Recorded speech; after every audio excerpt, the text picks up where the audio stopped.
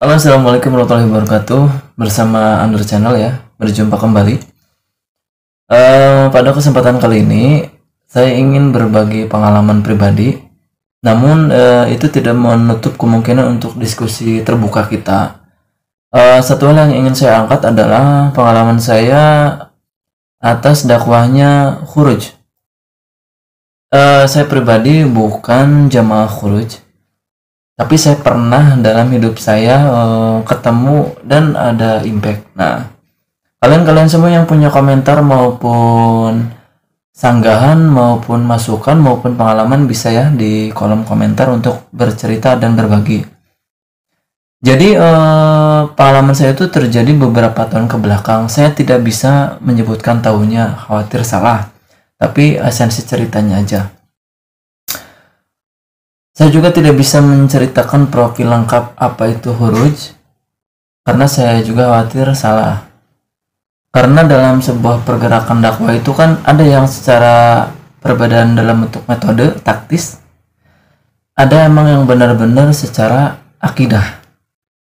Nah, saya secara pribadi sangat hati-hati ketika dalam sebuah pergerakan-pergerakan itu ada benturan-benturan atau perbedaan akidah. Itu saya sangat hindari. Tapi kalau misalkan sebuah pergerakan itu dalam bentuk taktis, metode, saya relatif dalam batas wajar menyikapinya, gak apa-apa lah seperti itu. Jadi saya balikin lagi pada kalian semua, apakah dakwah Khuruj itu sampai dalam kaidah perbedaan tauhid atau hanya sekedar taktis? Hanya secara pribadi saya taklid kepada kiai-kiai ulama, mau di online maupun di offline, yang dia itu buka kitab kuning yang secara fikih ngambil dari rujukan misalkan kitab Sapinah, tauhidnya juga ya kalangan pesantren lama kayak gitu, Nahdlatul Ulama seperti itu. Jadi kembali lagi ke topik pembicaraan pengalaman saya seputar Khuruj. Suatu ketika saya itu adalah penunggu toko buku, bukan milik saya tapi mamang saya, paman. Nah, saya keadaan muslim dari kecil. Cuman dalam penerapan sholat saya, waktu itu saya kadang munfarid sholat sendiri, kadang berjamaah. Karena jaga toko buku itu tidak bisa ditinggalkan, akhirnya di jam kerja jaga buku zuhur asar saya munfarid, saya sholat di tempat dagang. Kalau maghrib bisa saya udah lakukan berjamaah karena toko buku saya tutup, tinggalkan saya berjamaah, malamnya tidur. Suatu ketika ada jamaah Khuruj masuk, 2 orang 3 orang yang jadi vokal 1 orang.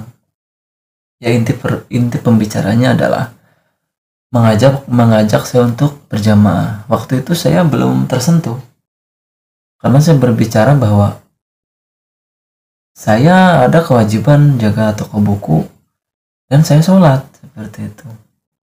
Hingga terjadi perdebatan hebat. Saya masih punya ego bahwa apa yang dia sampaikan itu benar tapi dalam keadaan tidak tepat seperti itu.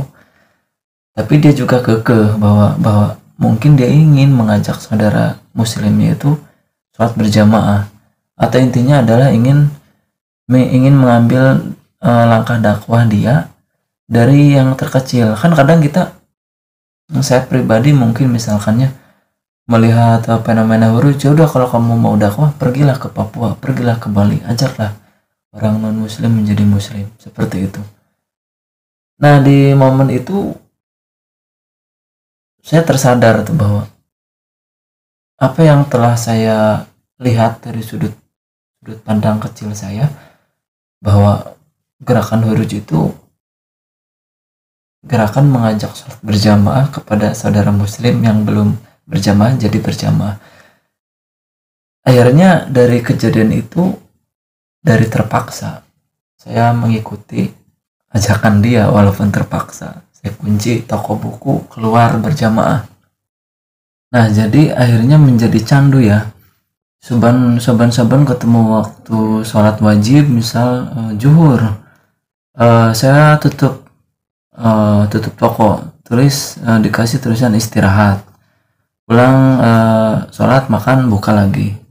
Temu asar pun seperti itu, maghrib, isya. Dan akhirnya dari candu itu konsisten saya lakukan menjadi sebuah kebiasaan atau budaya kerja. Nah, itu salah satu contoh pengalaman saya, korelasinya dengan pergerakan huruj. Kalian semua yang punya pengalaman ataupun pendapat, silahkan di komen ya. Nah, paling gitu aja ya. Itu pengalaman saya seputar korelasi dengan dakwahnya huruj, tanpa bisa saya mengungkapkan secara banyak sudut pandang. Ini adalah pajal pengalaman, dan kesimpulan adalah setelah kalian semua bisa mengambil sudut-sudut yang banyak, referensi yang banyak, ini satu testimoni untuk kalian semua. Sekian, terima kasih. Wassalamualaikum warahmatullahi wabarakatuh.